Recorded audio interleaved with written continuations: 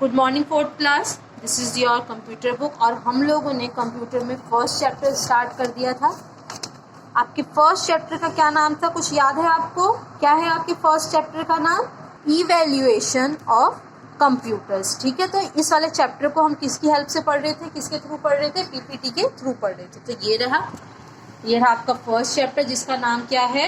Evaluation of computers. ठीक है, जिसमें मैंने आपको इस चैप्टर का इंट्रोडक्शन दे दिया था, अबैकस के बारे में बता दिया था, और अबैकस की मैंने आपको पिक्चर भी दिखाई थी, और मैंने आपको ये भी बताया था कि हमारे इंडिया की अगर बात करें तो अबैकस का यूज़ हम लोग ओनली टीचिंग पर्पस से करते हैं। जब हमें छोटे बच्चों को या किड्स को मैथ सिखाना हो, प्लस सिखाना हो, माइनस सिखाना हो, तो हम किसका यूज़ करते हैं?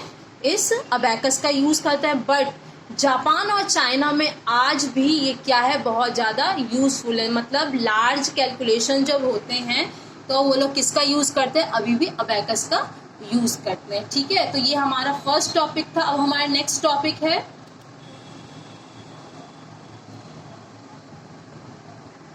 Johan Napier machine. Johan Napier का, ये एस का मतलब का होता है, की होता है, इसको नेपियर्स नहीं पढ़ेंगे। जोहन नेपियर मशीन, मतलब इस चैप्टर में, मतलब इस टॉपिक में अब हम जो जोहन नेपियर्स है उन्होंने एक मशीन का डेवलप किया, उसके बारे में स्टडी करेंगे। तो मैंने आपको पहले भी बताया था कि जो कंप्यूटर जो इन अबैकस का या किसी भी मशीन का डेवलप किया था वो किस पर्पज से किया था? बस कैलकुलेशन को करने के लिए। पहले उन्होंने कभी ये नहीं सोचा था कि हम कंप्यूटर का या किसी भी डिवाइस का डेवलप कर रहे हैं, उसमें हम लोग अपने डाटास को क्या करेंगे, सेव करके रखेंगे, या हम इसमें मूवीज देखेंगे, या हम इसमें सॉन्ग सुनेंगे। ऐसा कोई भी उनका पर्पस नहीं था। उनका मेन पर्पस क्या था? कैलकुलेशन। तो यहाँ पे जोहन नेपियर्स मशीन्स के बारे में हम स्टडी करेंगे। ठीक है, तो आप देखिए, ये उनकी मशीन कुछ इस टाइप की दिखती थी। ठीक है, जिसमें क्या होता था? कैलकुलेशन। जोहन नेपियर्स अ स्कॉटिश मैथमेटिशियन इन्वेंटेड एल्गोरिथम। क्या है? एल्गोरिथम। जो जोहन नेपियर्स थे वो क्या थे? एक स्कॉटलैंड के स्कॉटिश क्या थे? मैथमेटिशियन थे। उन्होंने किसका आविष्कार किया?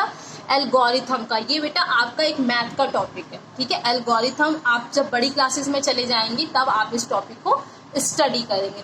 Johan Napier's also invented a कंप्यूटरिंग device. और जोहन नेपियर्स ने क्या इन्वेंट किया? कंप्यूटर के डिवाइस को भी इन्वेंट किया। Consisting of set of 11 rods. उन्होंने एक कैसा मशीन बनाया जिसमें क्या थे? 11 रॉड्स थे। ठीक है, विच वेयर फर्दर डिवाइडेड इनटू 9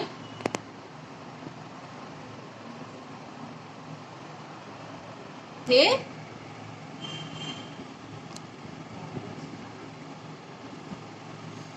तो जो जोहन नेपियर्स ने जो उन्होंने मशीन का डेवलप किया उसमें क्या थे? 11 रॉड्स थे। कितने रॉड्स थे? 11 रॉड्स थे। और वो 11 रॉड्स कितने पार्ट में डिवाइड थे? 9 पार्ट में डिवाइड थे। और इस मशीन पे हम लोग क्या कर सकते थे? इस मशीन की हेल्प से, मतलब जोहन नेपियर्स ने जो मशीन बनाई थी उसमें हम लोग मल्टीप्लिकेशन और डिवीजन, मतलब मल्टीप्लिकेशन और डिवाइड के सम सॉल्व कर सकते थे। ठीक है, आपने पहले भी स्टडी किया है कि जो आपका जो अबैकस था, अबैकस वाला पॉइंट था, उसमें आप लोग क्या कर सकते थे? डेसिमल्स के भी क्वेश्चन कर सकते थे, प्लस भी कर सकते थे, माइनस भी कर सकते थे, मल्टीप्लिकेशन भी कर सकते थे। पर जोहन नेपियर्स ने जो मशीन का डेवलपमेंट किया, जिस मशीन को उन्होंने बनाया, उसमें हम लोग बस ओनली कैसे क्वेश्चन कर सकते थे? मल्टीप्लिकेशन के क्वेश्चन कर सकते थे और डिविजन के क्वेश्चन कर सकते थे। और आपको पता है, एक यहाँ वाला लाइन देखिए आप, these rods are also called Napier's bones. ये जो मैंने आपको बताया था, ये देखिए, ये जो आप पिक्चर देख रहे हैं, ये क्या है? आपका जोहन नेपियर्स मशीन है। ठीक है, इसमें क्या थे? 11 रॉड्स थे। और वो 11 रॉड्स को हम किस नाम से जानते हैं? Napier bones. मतलब उसे नेपियर्स की बोन्स कहा जाता है। हड्डी, बोन्स मतलब क्या होता है? हड्डी के नाम से भी जाना जाता था। और जिसको हम लोग, जिसमें हम कौन से सम सॉल्व कर सकते थे? कैसे? मल्टीप्लिकेशन और डिवीजन। इसमें जो आपके 11 रॉड्स थे, उसमें क्या था, जो आपके टेबल्स होते हैं ना, पहले फर्स्ट रॉड पे 1 2 3 4 5 6 7 8 9 10, फिर सेकेंड रो पे 2 का टेबल, थर्ड रो पे 3 का टेबल, 4 पे 4 का, 5 पे 5 का, इस तरीके से टेबल लिखा होता था। और आपको पता है कि मल्टीप्लिकेशन करने के लिए और डिवाइड करने के लिए, डिवीजन करने के लिए हमें किसकी जरूरत पड़ती है, किसकी जरूरत पड़ती है, टेबल्स की जरूरत पड़ती है। तो आप इस मशीन से, जो जोहन नेपियर्स मशीन था, आप उससे कौन से सम कर सकते थे, मल्टीप्लिकेशन और डिवीजन के क्वेश्चन सॉल्व कर सकते थे। तो आई होप कि मैंने आपको जोहन नेपियर्स मशीन के बारे में जो भी बताया वो आपकी समझ में आ गया होगा। अब आपका नेक्स्ट टॉपिक है स्लाइडर रूल। क्या है स्लाइडर रूल? तो देखिए क्या बता रखा है, मैं आपको पहले थोड़ा सा अपने वर्ड में बता दूं। जो स्लाइडर रूल था, वो स्लाइडर मतलब आपको पता है कि एक प्लेन सरफेस, ठीक है, और रूल मतलब होता है आपका स्केल, जो आप स्केल यूज करते हैं उसकी यहाँ पे बात की जा रही है, ठीक है। तो ये मशीन किसने बनाई थी? Is not a machine, machine भी कह सकते हैं, बट ये देखिए आप इस पिक्चर में देख रहे हैं, ये देखिए ये क्या था, एक स्केल की तरह था, इस पे क्या था, नंबरिंग लिखी हुई थी, और बीच में क्या था, एक स्लाइड का छोटा सा टुकड़ा था, जिसको आप लेफ्ट राइट भी क्या कर सकते हैं, ले जा सकते थे, ठीक है। तो इस मशीन का जो आपका स्लाइड रूल है, उसका डेवलपमेंट किसने किया था? उसका डेवलपमेंट किया था, किसने किया था? विलियम ने। किसने किया था? विलियम्स ने किया था स्लाइड रूल का आविष्कार, ठीक है। तो क्या था,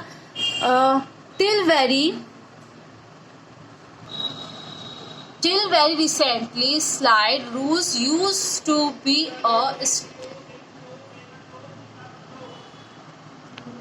a standard tool for engineers and scientists who invented to do rapid scientifically and arithmetically calculation, multiplication, addition, division, subtraction, squaring, cubing, extracting roots etc। मतलब कि जो ये स्लाइड रूल जो आपका मशीन था या आपका ये जो डिवाइस था, इससे हम लोग ये बड़ा एक स्टैंडर्ड टाइप का क्या था, मशीन था। यहाँ पे आप देख रहे हैं ना, standard tools for engineers and scientist, मतलब कि इस रूल का, इस मशीन का यूज कौन कौन कर सकते थे? इंजीनियर्स भी कर सकते थे और साइंटिस्ट भी कर सकते। मैं आपको एक बात बता दूं, यहाँ पे इंजीनियर्स की बात आई है। आप लोग जो नॉर्मल, जो आप लोगों का कैलकुलेशन होता है, कैलकुलेटिंग मशीन होता है, तो आप ये जो कैलकुलेटिंग मशीन, ये कैलकुलेटर जो यहाँ पे देख रहे हैं, और ये जो इंजीनियर्स के कैलकुलेटर और साइंटिस्ट के जो कैलकुलेटर्स होते हैं, वो क्या होते हैं, इस कैलकुलेटर से डिफरेंट होते हैं। उसमें अलग अलग क्या होते हैं, बटन्स होते हैं, जिसपे आप क्या क्या कर सकते हैं, मल्टीप्लिकेशन, जो उसमें आप मल्टीप्लिकेशन तो इसमें भी आपका हो जाएगा, इस कैलकुलेटर पे भी हो जाएगा, एडिशन इस वाले पे भी हो जाएगा, डिवीजन भी हो जाएगा, सब्ट्रैक्शन भी हो जाएगा। बट जो स्क्वायरिंग, क्यूबिंग और एक्सट्रैक्टिंग, रूट्स etc, इस टाइप के क्वेश्चन जो होते हैं, वो उनका क्या होता है, जो कैलकुलेटर होता है वो डिफरेंट होता है, उसको करने वाली मशीन अलग होती है। जो वर्क आपका ये वाला कैलकुलेटर करेगा, ये जरूरी नहीं है कि वो आपका साइंटिफिक या आपके इंजीनियर जो कैलकुलेटर होता है, जो वो लोग कैलकुलेटर यूज करते हैं, उससे क्या होता है, डिफरेंट होता है। बट स्लाइड रूल जो मशीन थी, उसका यूज बड़ा स्टैंडर्ड था, मतलब और मशीन से, और मशीन्स मतलब अब तक जो हमने दो मशीन के बारे में स्टडी किया, अबैकस के बारे में, और नेक्स्ट क्या था, जोहन नेपियर्स मशीन के बारे में बात की। जो हमने इन दो मशीन्स के बारे में बात की, इसके कंपैरिजन में जो आपका स्लाइड रूल था, वो क्या था, स्टैंडर्ड था, अलग था। आप लोग ये जो आपका अबैकस था, इसमें आप नॉर्मली एडिशन, सब्ट्रैक्शन, मल्टीप्लिकेशन ये सब कर सकते थे। जोहन नेपियर्स जो मशीन थी उसमें भी आप लोग क्या कर सकते थे, मल्टीप्लिकेशन कर सकते थे, डिवीजन कर सकते थे।